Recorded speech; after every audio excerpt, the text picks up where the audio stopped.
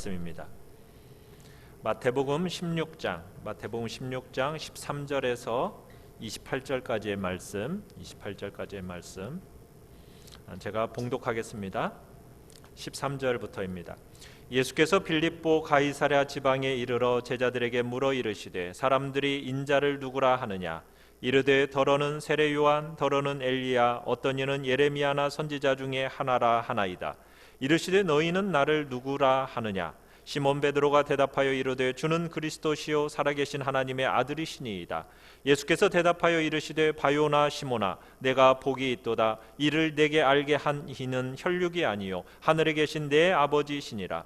또 내가 내게 이르노니 너는 베드로라. 내가 이 반석 위에 내 교회를 세우리니 음부의 권세가 이기지 못하리라. 내가 천국 열쇠를 내게 주리니 내가 땅에서 무엇이든지 매면 하늘에서도 매일 것이요 내가 땅에서 무엇이든지 풀면 하늘에서도 풀리리라 하시고, 이에 제자들에게 경고하사 자기가 그리스도인 것을 아무에게도 이르지 말라 하시니라. 이때로부터 예수 그리스도께서 자기가 예루살렘에 올라가 장로들과 대제사장들과 서기관들에게 많은 고난을 받고 죽임을 당하고 제3일에 살아나야 할 것을 제자들에게 비로소 나타내시니, 베드로가 예수를 붙들고 항변하여 이르되 주여 그리 마옵소서, 이 일이 결코 죽게 미치지 아니하리이다. 예수께서 돌이키시며 베드로에게 이르시되 사탄아, 내 뒤로 물러가라. 너는 나를 넘어지게 하는 자로다. 내가 하나님의 일을 생각하지 아니하고 도리어 사람의 일을 생각하는도다 하시고, 이에 예수께서 제자들에게 이르시되 누구든지 나를 따라오려거든 자기를 부인하고 자기 십자가를 지고 나를 따를 것이니라. 누구든지 제 목숨을 구원하고자 하면 잃을 것이요 누구든지 나를 위하여 제 목숨을 잃으면 찾으리라. 사람이 만일 온 천하를 얻고도 제 목숨을 잃으면 무엇이 유익하리요? 사람이 무엇을 주고 제 목숨과 바꾸겠느냐? 인자가 아버지의 영광으로 그 천사들과 함께 오리니 그때 각 사람이 행한 대로 갚으리라. 진실로 너희에게 이르노니 여기 서 있는 사람 중에 죽기 전에 인자가 그 왕권을 가지고 오는 것을 볼 자들도 있느니라. 아멘. 이 시간 제자의 길이라는 제목으로 원로 목사님 나오셔서 말씀 전해 주시겠습니다.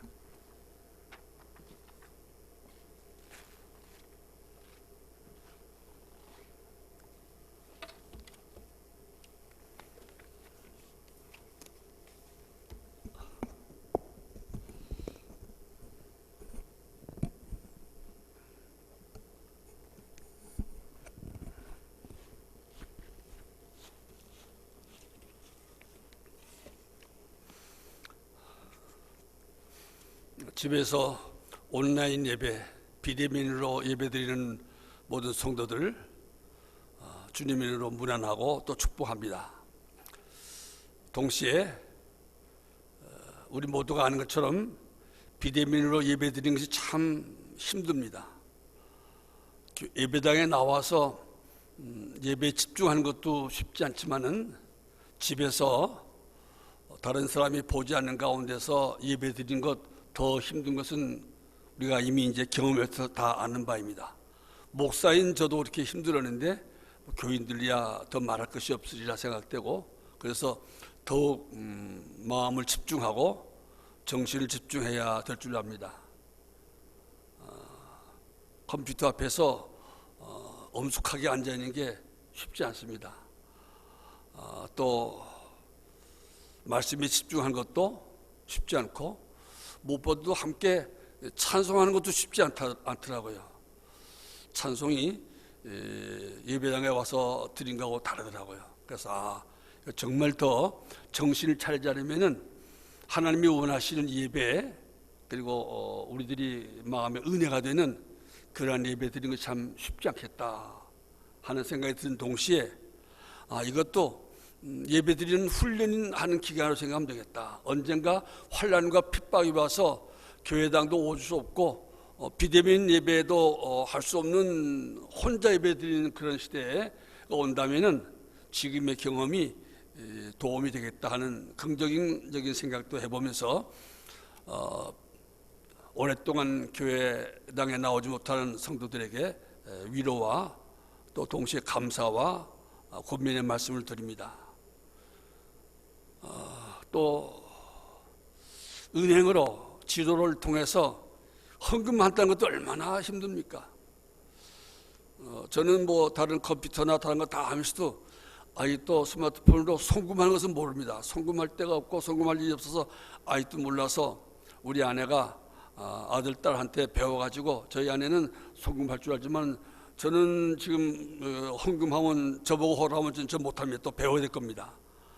그러니까 뭐 나와 같은 권사님들 내 또래 다른 분들이 얼마나 힘들겠습니까? 그래서 헌금 드리는 것도 정말 정신을 차리자면 헌금 드린 것도 쉽지 아니라고 생각됩니다. 아무튼 하나님의 은혜와 주의 돌보심이 우리와 함께해서 이 어려운 때를 잘 지내고 오히려 더 큰 유익을 얻도록 해주실 줄 믿고 여러분들에게 위로와 또 격려의 말씀을 드린 바입니다. 오늘은 제자의 길이라는 제목으로 말씀을 생각하려고 합니다. 제자의 길, 그리고 흔히 말하는 제자도, 길도자, 제자도. 제자의 길, 제자의 도 같은 말입니다만은 제자가 갖춰야 될 자격과 제자가 살아가야 되는 가야 될 길하면 가는 코스도 말하지만은 갈 길이 있고 가지 못할 길인데 제자들이 가야 될 길, 예수님의 제자들이 가야 될 길이 어떤 길인가? 동시에 길, 도하면은 방식, 양식, 방법도 말합니다. 제자가 살아가는 방식, 제자가 살아가는 생활 태도, 이런 것도 다 포함되어 있습니다. 오늘 말씀은 예수님께서 제자들에게 12제자에게 질문하심으로 시작됩니다. 그 질문이 13절에 나옵니다. 예수께서 빌립보 가이사랴 지방에 이르러 제자들에게 물어 이르되, 제자들에게 물어서 말씀했습니다. 사람들이 인자를 누구라 하느냐? 첫째 질문입니다. 일반 사람들이, 너희들은 일반 사람과 자주 만나지 않느냐? 일반 사람들 만나는 거, 일반 사람들이 나를 누구라고 하느냐 하면서 인자를 누구라고 하느냐, 마태복음 특별히 인자한 말을 넣었습니다.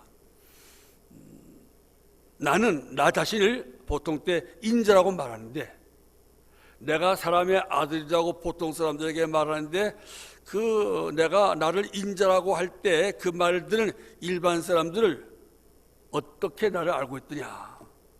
예수님이 나는 인자다 그러니까 성경을 잘 모르는 사람은 그래, 예수도 사람의 아들이지, 마리아의 아들이고 야곱의 요셉의 아들이지, 그 정도로 뛰어난 인간, 능력이 많은 한 사람의 인간으로 알 수가 있지 않겠습니까? 그래서 인자를 누구라고 말하고 있더냐? 그러니까 제자들이 이 제자는 이렇게 저렇게 말합니다. 예, 우리가 들어보니까 어떤 사람들은 예수님을 세례 요한이라고 하고, 어떤 사람들은 예수님이 이 엘리야가 다시 살아온 것이라고 말하는 사람도 있었습니다. 그런가 하면 어떤 사람들은 예수님은 옛날에 예레미야가 다시 현신한 것이다, 그렇게 말하는 사람들도 있었습니다. 또 어떤 사람들은 예수님을 엘리야라고 생각하는 사람도 있습니다.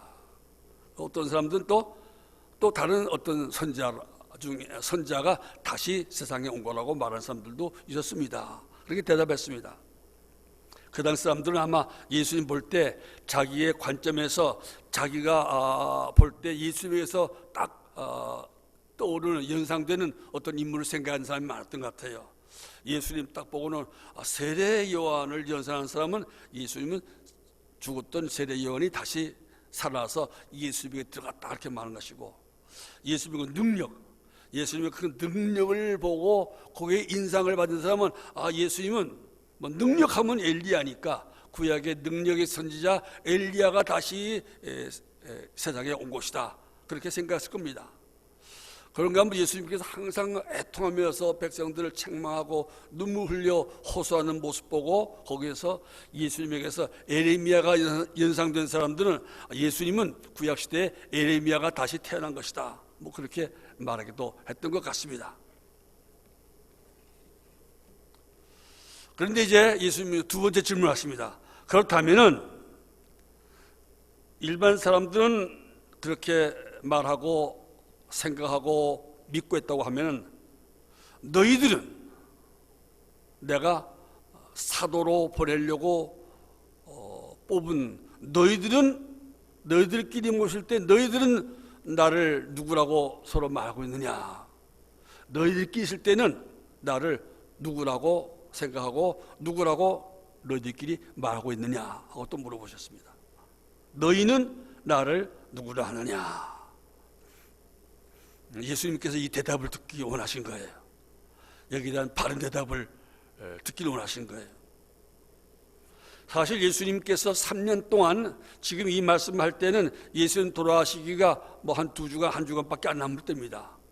예수님의 마지막 순간입니다. 마지막 순간에 예수님이 질문하신 거예요. 3년 동안 예수님께서 제자들에게 말씀하시고 제자들에게 많은 능력과 기적을 보여주신 그 목적 중에 하나는 제자들에게 예수님이 누군가를 가르쳐 주려고요. 거기에 예수님의 목적이 있고 뜻이 있다고 말할 수가 있습니다. 예수님이 누구신가를 바로 알고 깨닫게 하는데 거기에 목적이 있는 거예요. 그래서 이제 물어보는 거지요. 내가 3년 동안 나를 따라다니면서 나에게서 교훈을 받고 나의 그 모든 행동을 보고 내가 하는 능력들을 너희들을 보았는데 너희들은 나를 누구라고 알고 있고 믿고 있느냐? 그때 베드로가 대답했습니다. 대표로 해서 베드로가 대답하여 이르되 주는 예수님을 이제 우선 주님이라고 불러요. 주는 그리스도시요. 그리스도는 구약 시대는 메시아라고, 메시아, 히브리어로는 메시아는 하나님께서 하나님의 뜻을 세상에 이루시기 위해서 하나님의 나라를 세우시기 위해서 하나님이 보내시는 특별한 분을 메시아라, 그리스도라고 하는데 바로 하나님이 세상에 하나님 나라를 이루기 위해서 보내신 그 메시아이십니다. 또 하나 덧붙입니다. 살아계신 하나님의 아들이십니다. 살아계신 하나님의 아들이라는 말은 뭐 쉽게 말하면 하나님이에요. 예수님은 하나님이십니다. 그러니까 베드로가 지금 12사도를 대표해서 한 그 신앙 고백의 내용은 이겁니다. 예수님은 주님이십니다. 예수님은 주님이십니다. 둘째는 예수님은 그리스도이십니다. 그리스도, 메시아이십니다. 하나님이 이 세상을 하나님의 나라를 세우시려고 하나님의 나라를 완성하시려고 보내신 하나님 직접 보내신 특별하신 분, 메시아 그러면 아주 특별한 분이에요. 그 높고 귀하신 메시아이십니다. 그리고 예수님은 살아계신 하나님의 아들 곧 하나님 자체이십니다. 하나님이십니다. 엄청난 고백입니다. 예수님이 3년 동안 잘 배우고 예수님이 하시는 그 모든 그 능력과 행위를 보고 깨달았는데 예수님의 의도대로 잘 깨달았어요. 잘 알았어요. 신학교 3년 동안에 공부 잘했어요. 공부 잘 통과해야 되는 거예요. 시험에 패스하고 졸업장을 받을 만큼 공부를 잘했어요. 가르치는 선생님의 의도대로 잘 배웠어요. 아주 훌륭한 학생이라 이 말입니다. 그래서 예수님께서 아주 만족하셨습니다. 17절에 예수께서 대답하여 이르시되 스승이신 예수님께서 말씀하시는 거예요. 바요나 시몬아 네가 복이 있도다. 예수님이 얼마나 흥분하셨으면 와, 너 복이 있다. 엄청난 것을 깨달았으니까 넌 정말 복이 있다. 그거 깨닫기 쉽지 않은데 보통 사람들은 나를 그냥 선지자의 하나라고 알고 믿고 있는데 너는 하나님이 원하시는 내가 의도했던 대로의 그 진리 지식, 예수님에 관한 바른 지식을 네가 얻었으니 정말 너는 복이 있다. 예수님도 좀 기분이 아주 굉장히 좋으시고 흐뭇하시고 그래서 그냥 그렇게 복이 있다고 축복하십니다. 복이 있도다. 그런 면에서 여러분과 나는 참 복이 있는 사람입니다. 세례 받을 때 이미 이 정도 이보다 더한 것들을 고백했으니까 우리 다 그러면 다 복받은 사람입니다. 이미.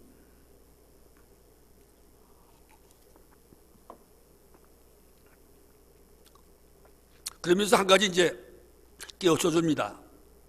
이렇게 복이 있는 귀한 진리 지식, 예수님에 대한 지식과 믿음을 너희들이 갖게 된 것이 어떤 근거냐? 이는 이를 네게 알게 한 이는 혈육이 아니요. 너희들이 다른 사람들보다도 더 뛰어나거나 지성이 뛰어나거나 무슨 깨달음이 더 특별히 남달라서 너희들이 이렇게 다른 사람과 다르게 이런 진리 지식에 도달하고 이런 신앙을 갖게 된 것은 너희들이 남달라서 그런 게 아니다. 이것은 하늘에 계신 내 아버지께서 알게 한 거다. 여기 하늘에 계신 내 아버지란 말은 다른 말하면 성령님께서, 하나님의 영 성령님께서 알게 하신 것이다. 보통 우리 다른 성경 보면 우리가 예수를 주라 그리스도라는 것은 이거는 성령으로 쫓아 성령이 아니고는 그렇게 할 수 없다고 하지 않습니까? 그러니까 이건 하나님이라고 했지만은 다른 말로 하면 하나님의 성령께서 하는 거다. 이런 귀한 지식은, 귀한 믿음은 성령이 아니고는 안 되는 거예요. 성령의 감동을 받아서, 성령의 깨우침 받아서 네가 이런 놀라운 신앙 고백, 내 마음에 딱 드는 신앙 고백을 한 거라 하면서 이런 신앙 고백을 하게 된 그 근거가 베드로에게 있는 것이 아니고 하나님이 주신 은혜요, 성령을 통해서 하나님께서 주신 선물인 것을, 복인 것을 깨우쳐 줬어요. 아무튼 요즘 말하면 예수님께서 제자 훈련 1차 지식 훈련, 이론적인 훈련은 다 끝났다 그렇게 생각하신 거예요. 자동차 면허 딴 거 보면 이제 필기 시험에 합격하라 이 말입니다. 그러면서 흐뭇하셔서 그런 진리 지식과 그런 신앙을 가졌기 때문에 이제부터는 내가 너희들의 그 신앙과 진리 위에 내가 내 교회를 세우겠다, 내 교회를 세우겠다 하고 비로소 교회를 세우겠다는 교회 이야기를 처음 하십니다. 하나님의 뜻을 이루시는, 하나님의 구원사가 올리시는 교회는 정말로 귀하거든요. 그래서 성경 보면 하나님이 자기 피로 사신 교회라 할 정도로 교회는 놀라운 거예요. 이 교회를, 그러한 믿음을 고백한 사람들, 그 신앙 고백과 그 신앙 고백한 성도들을 통해서 교회를 세우겠다고 또 엄청난 교회 설립의 선언을 하십니다.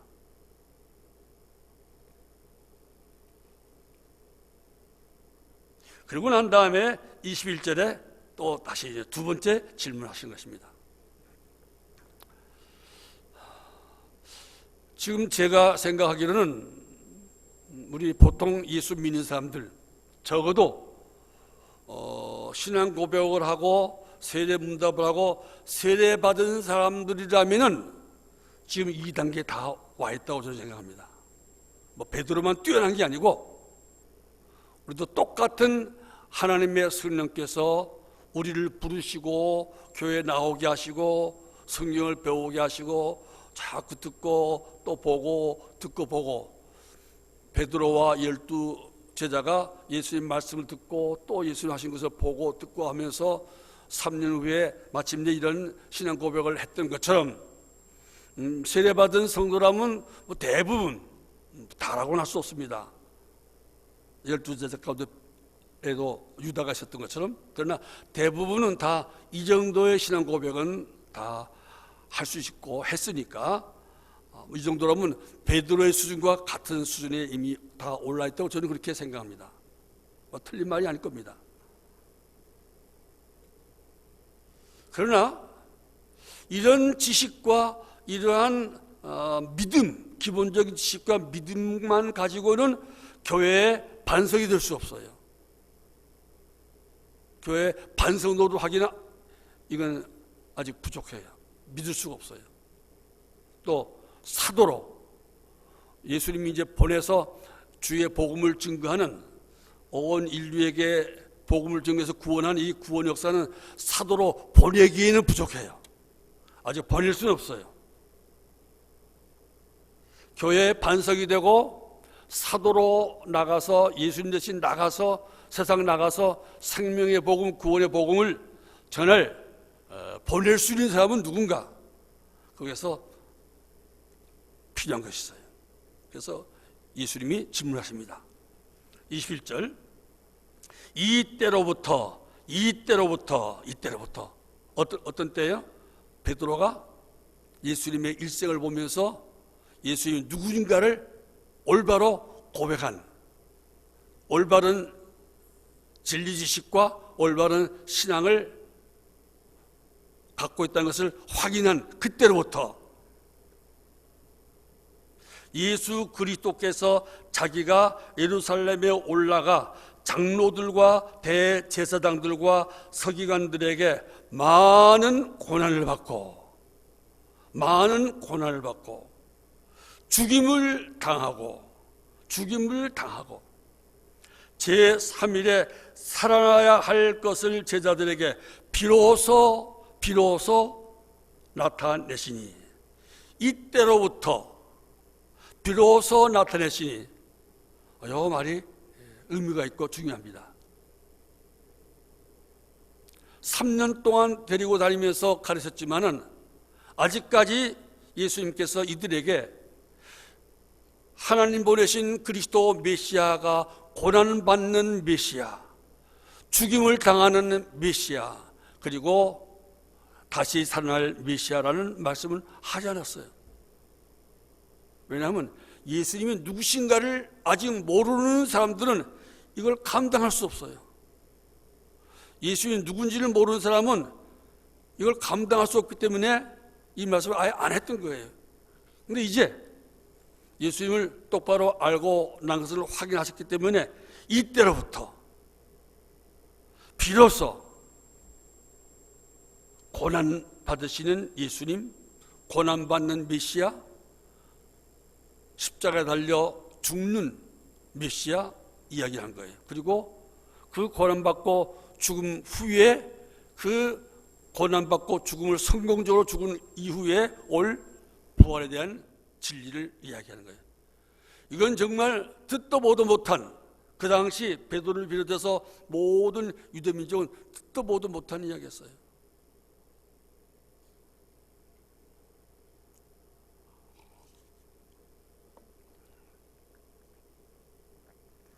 베드로와 12 사도를 비롯해서 그 당시 모든 사람들은 여기 앞으로 예수님에게 고난을 가하고 예수님 십자가에 못 박혀 죽게 하는 그 예루살렘의 장로들과 대제사장과 서기관들, 그 당시 종교 지도자들, 요즘으로 하면 신학 박사, 교회 목사들, 교회 장로들, 교회 선생들 이 말이죠. 여기에 해당되는 사람들도 몰랐어요. 메시아가 하나님께서 세상을 구원하시는 방법, 이 세상에 하나님의 나라를 세우시고 하나님의 뜻을 이루시는, 그리고 하나님이 영광 받으시는 그 방법이 메시아가 와서 죽고 고난당하고 죽고 살아나는 방법을 사용한다. 이건 꿈도 꾸지 않았어요. 생각할 수도 없는 그런 하나님의 방법이었어요. 그걸 이제 비로소 이제 가르쳤다 이 말이에요. 그러니까 베드로와 다른 사도들도 똑같았어요. 예수님을 아는 것은 이제 다른 장로들과 대제사장과 서기관들과는 달리 예수님을 메시아, 하나님 아들로 깨달았는데, 그 메시아여 하나님의 아들이 어떻게 하나님의 뜻을 이루는가, 예수님이 하나님의 뜻을 이루는, 인류를 구원하시는 그 방법, 그 길은 몰랐어요. 그리고 모를 정도가 아니고 전혀 오해하고 있었어요. 그럼 여러분들도 이미 우리 목사님 많이 들어서 알고 있지만은, 그 당시 베드로를 비롯한 제자들은 물론 이스라엘 사람들이 알고 있던 메시아는 메시아의 길, 그 그리스도가 하나님의 뜻을 이루는 방법은, 방식은, 양식은 무엇이었겠습니까? 다 이렇게 생각했어요. 온 세상을 주관하시는 만왕의 왕이신 우리 하나님께서 이 세상에 있는 하나님이 택한 백성 이스라엘 나라, 하나님이 택한 백성 유대 민족을, 현재 로마를 비롯한 이스라엘 민족을 대대로 이스라엘 민족과 유대 민족을 억압하고 짓누르고, 그리고 하나님을 제대로 섬기지 못하게 하고 하는 우상을 믿는 모든 유다 민족 외에 다른 민족, 이스라엘 나라 외에 다른 모든 나라를 메시아, 하나님이 보내신 하나님의 사자인 메시아가 와서 능력으로, 힘으로, 무력으로, 힘을 자랑하고 무력을 행사해서 세상을 정복하고 유다 민족을 괴롭히고 이스라엘을 점령하는 이 모든 이방 나라, 이방 사람들 다 물리쳐요.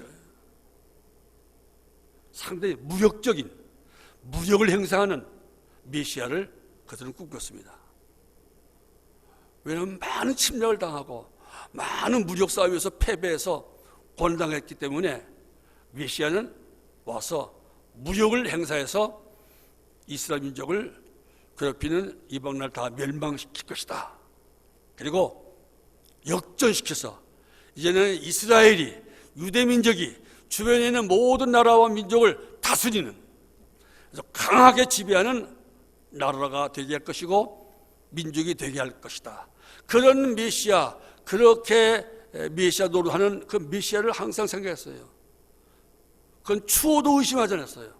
모든 이스라엘 사람이라면, 유대 민족이라면 어린아이들도 그렇게 알고 그렇게 믿어왔어요. 베드로도 태어날 때부터 그렇게 배웠고 그렇게 알고 있고 지금도 그렇게 알고 있는 거예요.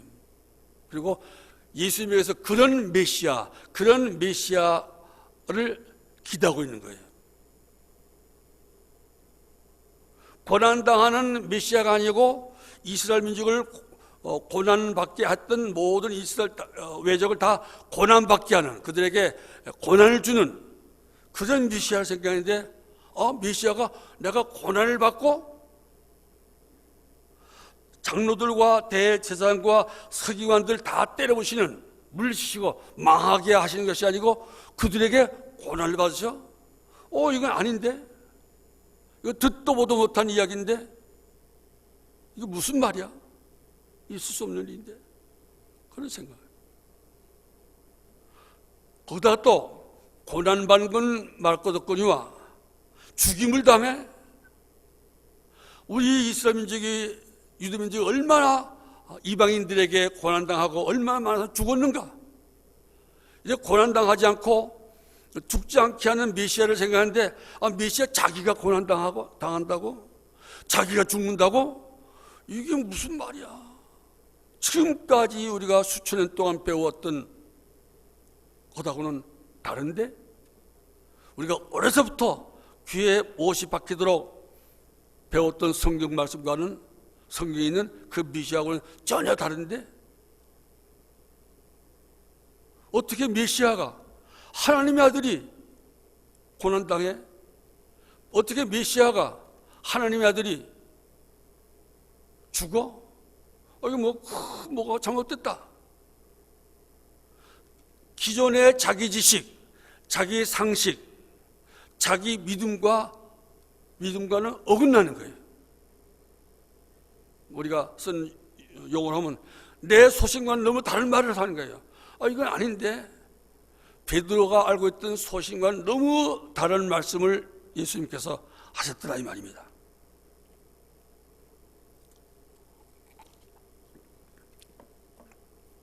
그러면 제자라면 어떻게 되겠습니까? 제자라면 마땅히 이렇게 되겠죠. 예수님께서 씨 뿌리는 비유를 하실 때 그 뜻을 잘 이해 못했을 때는 따로 가서 예수님, 그 씨 뿌리는 비유가 어떤 뜻입니까? 그 비유를 알 것 같기도 하고 모를 것 같기도 하시지 않습니다. 그 비유가 무슨 뜻인지 좀 말씀해 주시기 바랍니다 하고 물어봤지 않습니까? 그때 예수님이 다 그럴 때 납득했던 것처럼 도무지 자기들이 이해할 수 없는 말씀을 자기들의 상식과 소신과 반대되는 말씀하시면은 바로 자기가 그 바로 앞에 예수님을 주라고 하고 그리스도라고 하고 하나님의 아들이라고 했다면은 정말 예수님을 주로 대접하고 메시아로 대접하고 하나님의 아들로 대접한다면 주님, 무슨 말씀입니까?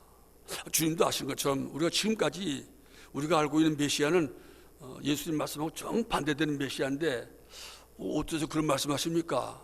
그 무슨 뜻이 있습니까? 좀 가르쳐 주시기 바랍니다. 그 정도는 해야 그래서 제자답지 않겠습니까? 제자라면 그렇게 해야 되지요, 저 산도. 그런데 이건 그냥 묻지도 않고 다짜고짜로 22절에 베드로가 예수를 붙들고 그냥 이렇게 그냥 부드럽게 붙었단 말이 아니고요. 그냥 강하게 예수님 가시는 길, 예수님이 하신 말씀도 못하게 할 뜻으로 강하게 꽉 붙들고 그냥. 제자가 어디 스승을 이렇게 붙드는 법이 있습니까? 없지요. 더구나 주님이시여 메시아여 하나님의 아들이라고 방금 고백한 베드로가 이렇게 하는 것은 참남한 일이고 무엄한 일이고 정말 버릇없는 일이지요. 근데 그냥 자기도 모르게 한 거예요. 참 끔찍한 일입니다. 무서운 일입니다. 그건 또 어떻게 했습니까? 항변하는 대들었다 이 말이에요. 이의를 제기했다 이 말입니다. 항의했다 이 말이에요. 어떻게 방금 전에 자기 입으로 주님이여 그리스도시여 하나님의 아들이라고 입으로 고백하고 행동 그와 다르게 항의합니까? 항변합니까? 이의가 있습니다. 그 말이 잘못된 것 같습니다. 참나무 말을 했단 말입니다. 이상하네. 어떻게 이럴 수 있을까? 베드로가 어떻게 한 입으로 두 말 할 수 있을까? 이상하지 않습니까? 이상해요. 정상적인 게 아니에요. 정상적인 베드로라면 이렇게 할 수 없어요. 그 다음에 베드로 또 한 걸음 더 나갑니다. 이르되 주여 그리 마옵소서. 그리 마옵소서 하는 말은 좀 해석이 조금 다른 해석이 있을 수 있습니다. 그런 일이 생기지 않길 바랍니다 라고 부드럽게 해석하는 사람들도 있습니다. 주님에게 그런 일이 일어나지 않기를 바랍니다. 이렇게 부드럽게 해석할 수 있지만은 일반적인 해석은 우리들이 성경에 있는 대로입니다. 주님 그렇게 하지 마시기 바랍니다. 무슨 말입니까? 주님 고난당하고 죽는다고요? 그런 거 하시면 안 됩니다. 예수님 메시아 아닙니까? 메시아가 죽는다니까. 예수님은 고난당하지 마십시오. 예수님 고난당하면 안 됩니다. 예수님 메시아 아닙니까? 메시아가 죽는 법이 어디 있습니까? 그런 생각하지 마, 그런 말씀하지 마세요. 부활을 내놓고 무슨 죽고 고난당하고 죽는 거 이거 안 됩니다. 그리 마옵소서. 이 상당히 왜 이랬을까? 이 베드로 미쳤나? 정신이 나가지 않고 저 이런 말 할 수 있어요? 감히 제자가 스승에게, 주님에게, 그리스도에게, 하나님의 아들에게 상상이 안 돼요. 그 이유가 생각 안 나요. 베드로 미쳤다고 할 수밖에 없어요. 미쳤지 이게. 참 미친 거예요. 하지 마옵소서.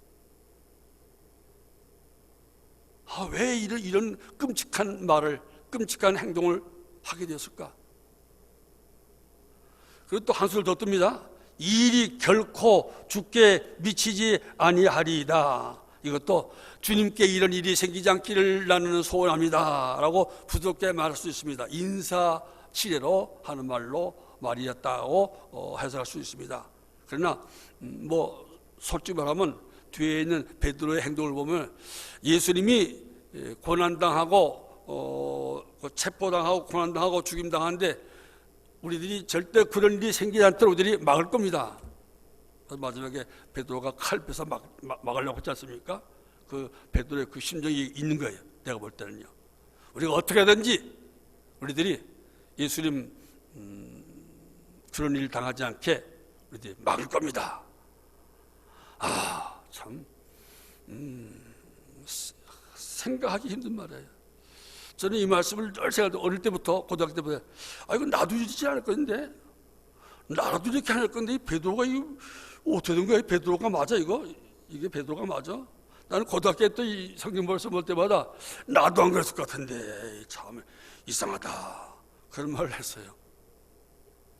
근데 제가 이제 그 다음에 성경 배운 다음에 깨달아서 베드로가 어릴 때부터 배웠던 고정관념, 자기 어릴 때부터 배웠던 잘못된 지식, 잘못된 성경 해석, 이게 자기 지식, 자기 소신이라는 게 이렇게 무서운 거구나 하고 반대로 깨닫게 됐어요.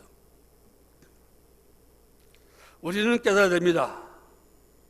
베드로가 어릴 때부터 듣고 배웠던 자기 지식, 이제 상식이 되었고 자기 소신이 되었던 것, 이게 베드로를 지배하고 있었어요. 자기 입으로 주라고 하고 그리스도라고 하고 하나님의 아들이라고 고백했고 그렇게 믿고 있지만은 예수님이 그 하신 말씀이, 예수님이 앞으로 가실 길, 예수님 메시아로서 하나님 뜻을 이루는 그 방법이 고난한 것이고 죽음이라는 것을 듣고 너무나 자기 마음이 안 맞으니까 이런 무엄한 말, 참남한 말을 하고 참남한 행동을 했던 것입니다. 나의 기존 지식, 나의 상식, 나의 소신, 이게 무서운 거예요. 무서운 거예요. 제자에게는 배우기 전에 내가 알았던 지식과 상식과 방법, 그것은 다 포기해야 진정한 제자의 길을 걸어갈 수 있는 겁니다. 제자의 길을 걸어가려면, 주님을 따라가는 제자 도를 실천하는 사람이 되려면 나의 옛것, 옛 지식, 옛 소신을 다 포기하고 없애야만 된다는 것을 여기서 우리에겐 교훈을 받을 수 있습니다.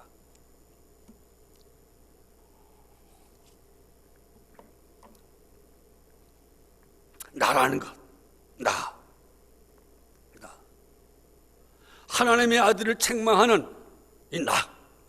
하나님의 아들보다 더 높은 것처럼 행동하는 나가 문제예요. 여러분은 이제 귀에 딱지가 붙도록 들었습니다만은 세상에 제일 무서운 귀신은 뭐라고요? 자신. 나 자자, 귀신 자. 나라는 신이에요. 나라는 신. 나라는 신. 그 말씀을 듣는 예수님 말씀이 우리에게 큰 교훈이 됩니다. 경고가 됩니다. 이스라엘자의 말씀합니다. 예수께서 돌이키시며 아마 베드로가 뒤에 따라오면서 아마 예수님 막 붙들고 막 뭐라고 했던 것 같아요. 잘 몰라도 문자만 보면은 돌이키시며 베드로에게 이르시되, 베드로가 어떤 사람이 방금 전에 예수님을 보고 주님이요 그리스도십니다, 살아계신 하나님의 아들이다, 그래서 참 예수님 마음을 흡족하게 했던, 예수님이 이제 더 나아간 진리를 가르쳐 주려고 했던 그 베드로에게 이르시되 사탄아. 예수님이 사탄 아닌 사람을 보고 사탄아 한 적은 이게 유일합니다. 이전에도 없었고 이후에도 없습니다. 예수님을 십자가에 못 박는 사람 보고도 사탄이라고 하지 않습니다. 예수님을 죽이라고 하는 재판하는 대제사장 보고도 사탄이라고 하지 않습니다. 사랑하는 제자, 위대한 믿음의 고백을 하고 앞으로 교회를 세울 반석으로 삼으려는 베드로에게 하신 말씀이 사탄아.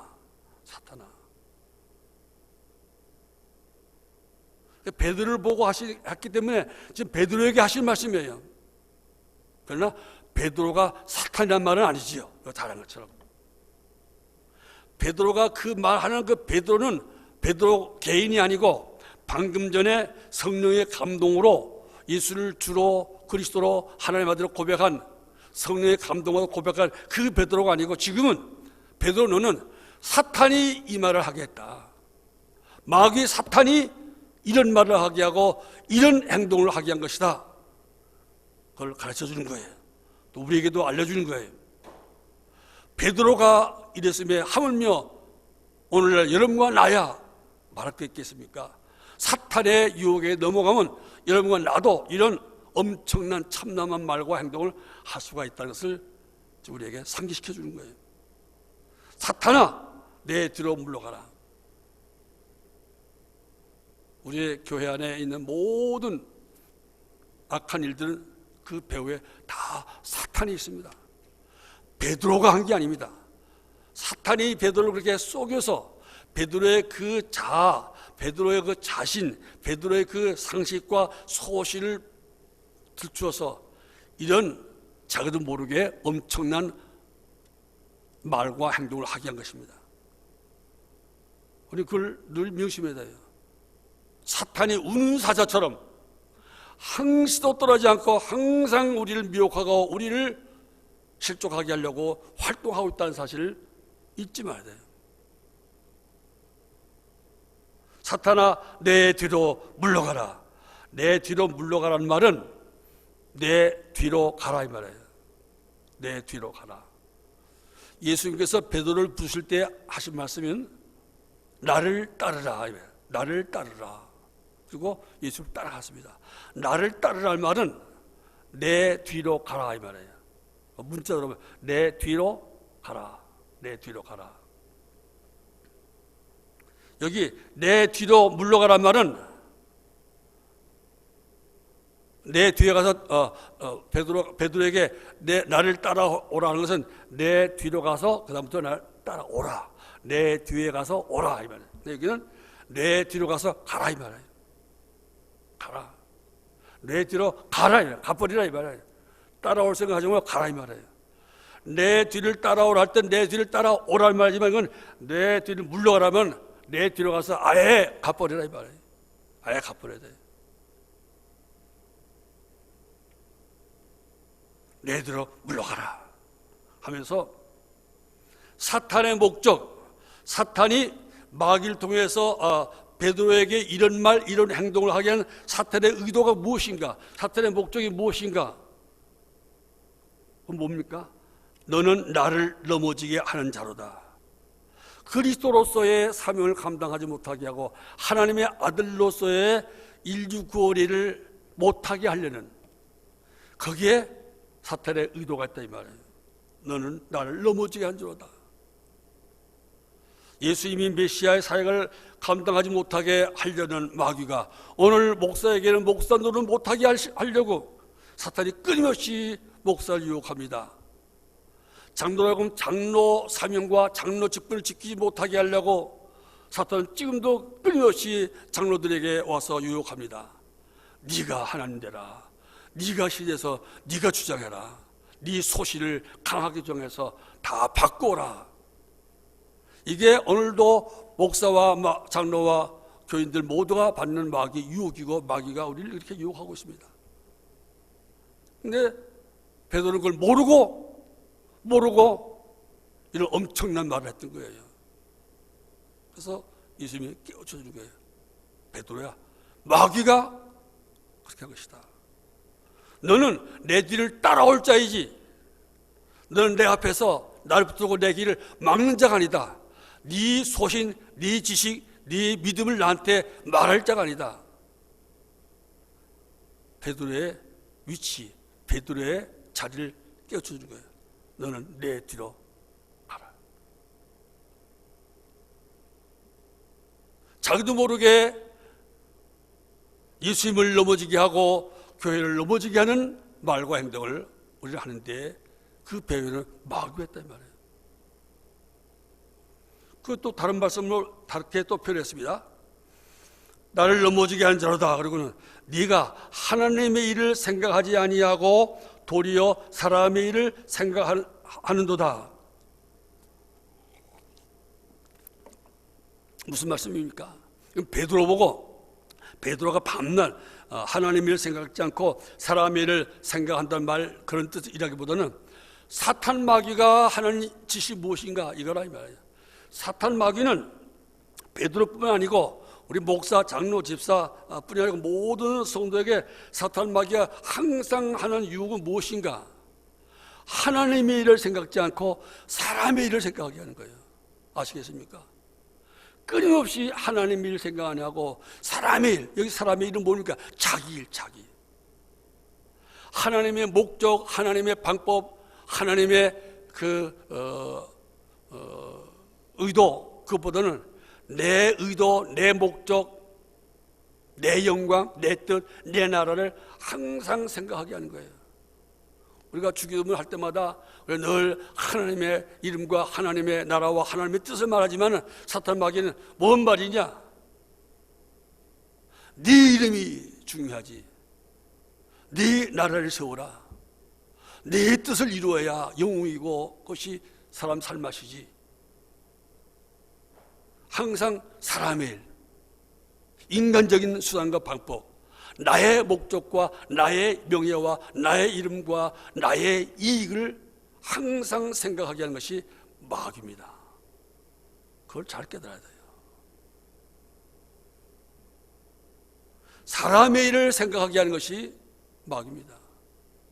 사람의 일을 생각하다 보니까 사람 중에 제일 가는 사람이 누굽니까? 나 아닙니까? 항상 나 위주로 생각하는 거예요.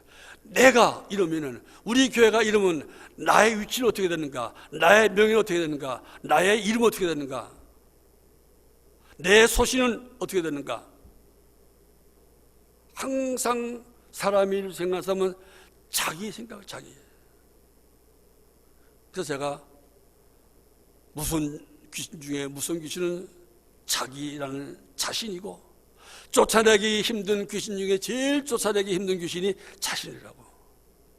제가 뭐 몇십 년 목회하면서 귀신도 쫓아나보고 뭐 이라고 했지만 깨달은 결론이, 다른 귀신들은 능력이 없는 없어도 쫓아낼 수 있고, 다른 진짜 귀신들은 뭐 찬송가하고 기도하고 사도신경하고 막 이것저것 하면 쫓겨나는데, 이거 교회들 마음속에 자신은 이거는 못 쫓아내겠더라고요. 이거는 목사가 못 쫓아내요. 자기 귀신은 자기만 쫓아낼 수 있어요. 자기만 쫓아냈어요. 마치 예수님께서 예수님을 시험하는 사탄이 올 때, 사탄아 물러가라, 사탄아 물러가라 해주시, 자기라는 귀신은 자기만이 물리칠 수 있어요. 끊임없이 사탄아 물러가라, 너는 나를 넘어지게 하는 자로다, 너는 하나님의 일을 생각지 않게 하고 나로 하여금 사람의 일만 생각하게 하고, 너는 나로 하여금 교회를 생각지 않고 나 개인의 명예와 영광만 생각한다, 사탄아 물러가라고 자기가 물리쳐야 돼요. 자기가 물리쳐야 돼요. 아멘입니까? 아멘. 저는 이 싸움을 계속하고 있습니다. 이렇게 말하는 것은 여러분들을 훈계하려는 것이고, 목사인 저로서, 전도사 뭐 이거 다 해본 목사인 저로서, 목사가 베드로가 마귀가 베드로에게 특별히 이런 시험했듯이 목사를 통해서 마귀가 항상 목사를 이렇게 실족해 하고, 목사를 하여금 하나님을 생각하게 하고 사람의 일을 생각하게 하는 것, 목사 나 개인의 명예와 영광과 이걸 생각하는 것이 마귀인 것을 저 자신 너무 삐져나게 느꼈기 때문에 항상 저 자신에게 하는 말씀입니다. 내게 가장 무서운 귀신은 바로 기문이라는, 또 목사는 나 자신을, 이게 무서운 거예요. 내가 주장도도 하고 내가 주인도도 하려는 이게 가장 무섭구나. 이걸 너무나 철저히, 또 교회에서 그걸 너무나 철저히 느꼈기 때문에 내가 여러분들 귀에 못 박히게 자기라는 귀신을 쫓아내십시오. 자기라는 귀신이 경계하십시오. 이렇게 말한 겁니다. 이 한 해 우리가 또 예수 제자니까 제자의 길을 걸어가야 됩니다. 제자의 길을 걸어가야 됩니다. 자꾸 제자의 길을 걸어가서 이제는 질지식본이라 우리의 삶조차가 정말 주님과 교회를 위해서 내가 고난을 받고 죽임을 당하고 십자가에 내가 못 박힘을 당한 데까지 그 예수님의 길을 내가 져서 내가 마지막에 교회를 죽는 데까지 나가야 제자의 도는 끝나는 것입니다. 제자의 도는 내가 주님과 진리와 교회를 위해서 죽어야 끝날 것입니다. 그전에는 끝나지 않습니다. 내가 그리스도와 함께 못 박혀 죽었나니 나는 날마다 나를 쳐서 복종시키노라 했던 바울처럼 이 한 해 우리가 가장 긴급한 일은 무엇인가? 우리가 중점을 둘 것이 무엇인가? 제자의 길을 걸어가는 것입니다. 코로나19 나는 별로 크게 관심 갖지 않습니다. 크게 기도하지 않습니다. 우리 인간의 자와 자득이고 언젠가는 끝날 일이고 그래서 우리가 교훈만 받으면 돼요. 하나님이 이런 사태를 통해서 우리에게 주는 교훈이 무엇인가 교훈을 깨닫고 적응하면 돼요. 빨리 물러가고 적게 늦게 물러가는 거 내가 그렇게 중요하지 않다고 생각합니다. 저 개인적으로 그래요. 중요한 것은 우리가 이런 가운데서 깨닫고 제자의 길이 무엇인가를 깨닫고 제자의 길을 열심히 걸어서 우리 예수 믿는 사람은 성숙한 제자가 되는 것입니다. 이 안에 열심히 자기 십자가 지고 자기를 부인하고 기물 너는 아무것도 아니야. 너는 목사이기 전에 너는 아무것도 아니야. 너는 죄인이야. 네가 알고 있던 기존의 지식과 신학 그게 아무것도 아니야. 겸손해야 돼. 낮아져야 돼. 너는 종이야. 자기를 부인해야 돼. 너는 열심히 너 자신을 쳐서 죽여. 너를 죽이는 십자가를 져야 돼. 너를 죽여야 돼. 죽여야만 네가 죽어야 하나님 뜻이 살고 네가 죽어야 교회가 살고 네가 죽어야 지리가 살아난다. 하나님의 사랑이 살아난다. 그런 마음으로 기도합니다. 여러분들도 그렇게 하시고 이 안에 하나님의 뜻을 이루기 위해서 하나님의 사랑을 온 땅에 실현하기 위해서 자기를 부인하고 자기 십자가 지는데 더 힘써 주시기를 주님 이름으로 부탁하고 축원합니다. 기도하겠습니다.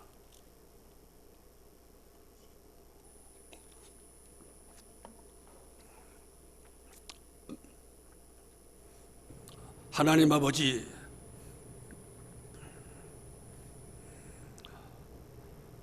오늘 말씀을 우리의 마음비에 꼭 새기고 이 한 해 동안 우리가 고백했던 대로 오직 예수 그리스도를 나의 주, 나의 메시아, 나의 하나님으로 믿고 나는 그분의 종이요 일꾼인 줄로 깨닫고 자기를 부인하는 주님만 내세우고 내 십자가 지고 나는 죽이고 주님과 주님의 교회만 높이는 그 성공적인 제자의 길을 걸어가게 하옵소서. 사탄이 항상 나를 유혹하고 미혹하려고 하는 것을 잘 압니다. 성령께서 항상 우리를 보호하시고 인도하사 우리를 사탄의 괴계에 빠지지 않게 하시고 사탄의 유혹에 넘어가서 베드로처럼 참남한 말과 참담한 행동을 한 일이 결코 생기지 않도록 보호하시고 인도하여 주옵소서. 그렇게 하여 줄 것을 믿고 감사하오며 예수님 이름으로 기도하옵나이다. 아멘. 찬송.